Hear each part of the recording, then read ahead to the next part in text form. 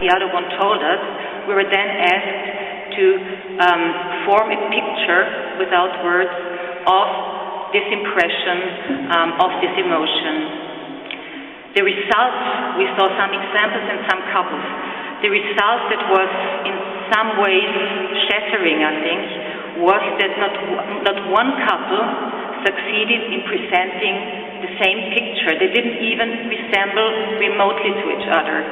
And this, in a profession where I think all of us would think, judges and prosecutors, it is a special skill we are trained for listening to other people, especially when they are in our courtrooms. So maybe we'll hear more about that in your speech or presentation today. I asked Augusto Boal before I did this how I should present him on this podium and to you as the public. And he told me that he would leave it entirely up to me how I would present him. He only said there was one thing he absolutely wanted me to say. He looks like Marlon Brando in the movie On the Waterfront. I might add, the hair is a little bit longer. So now that I've said that, I have the great pleasure to ask you for your presentation.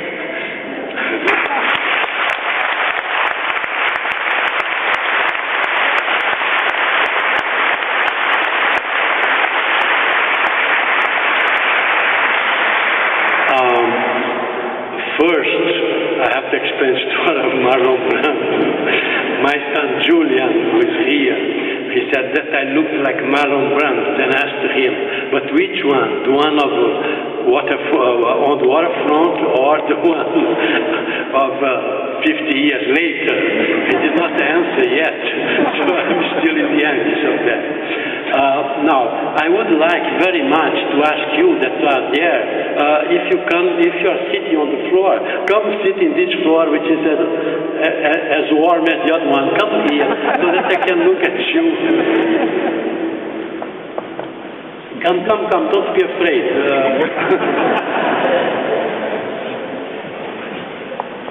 Yes, it's better like that, because no, you are.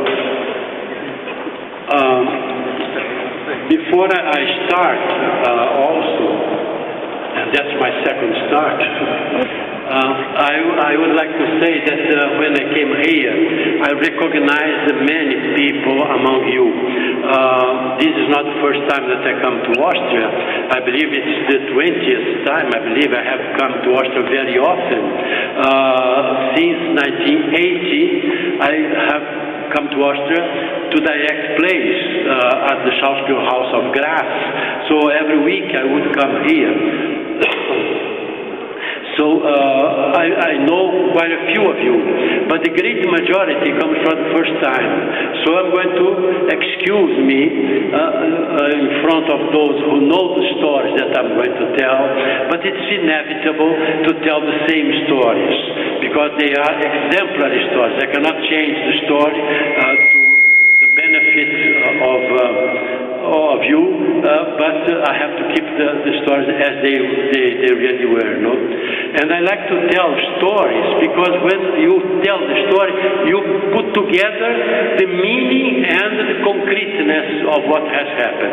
Sometimes it's very beautiful to talk about the theories only, but you don't see where it takes place, why it takes place.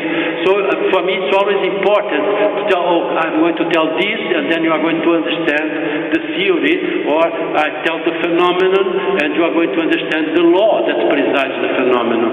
That's the problem of theater. Theater, we have always to present people fighting. Theater is conflict. Poetry, maybe not. Even cinema, maybe not. But theater is based, the essence of theater, if there is an essence in the theater, is the conflict of human wills, necessary human wills. So I want also to tell you that when I speak about theater, I don't speak about buildings, I don't speak about settings, I speak about human beings, because all human beings are theater. We are spectators of our own actions. We speak the language that the actors speak on the stage, and we don't have conscience of that. But so the theater of the press tries to give conscience of that.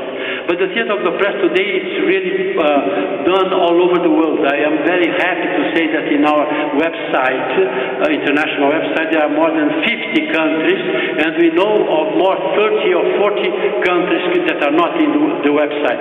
So it is all over. But how did this all begin? In Brazil, we had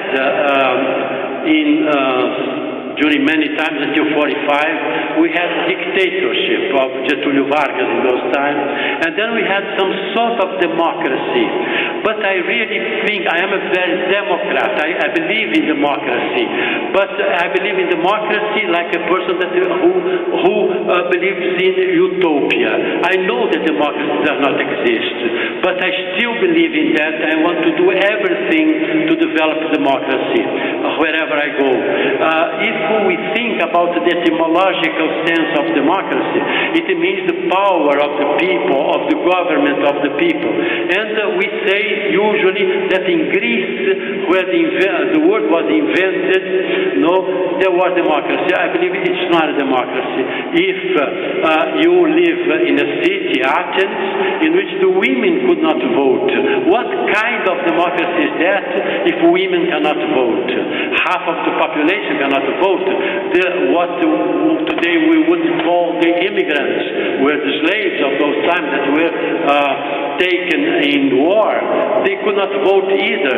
So perhaps 1/3 of the population could vote. That's not democracy. And yet they use that word like Dostoevsky used to say that when mankind discovered that they were killers, they invented the word justice to justify the crimes that they committed. It's a terrible way that we understand Dostoevsky, that sometimes we invent words to hide something.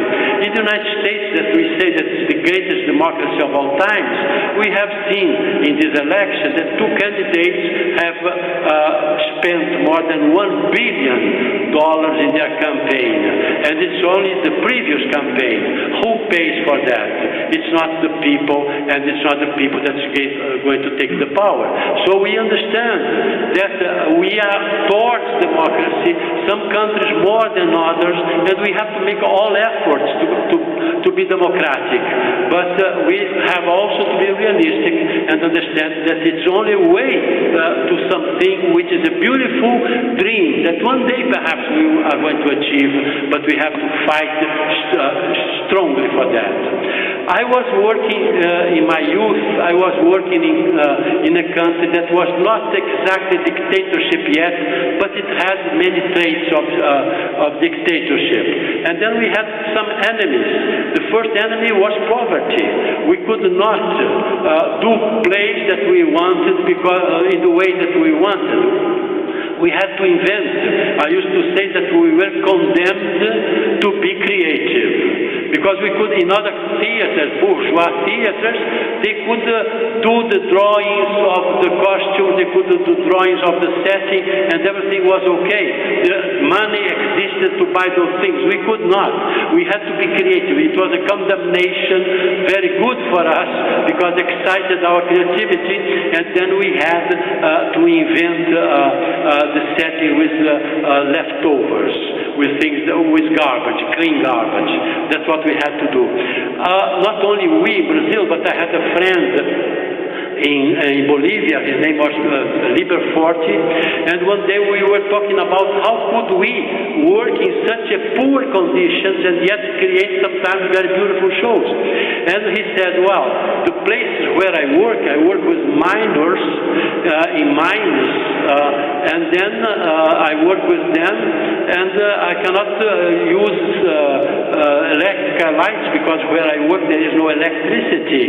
So I work without electric lights. And I said, but if you don't have the lights to light your shows, how the spectators can see them? You have to work then during the day.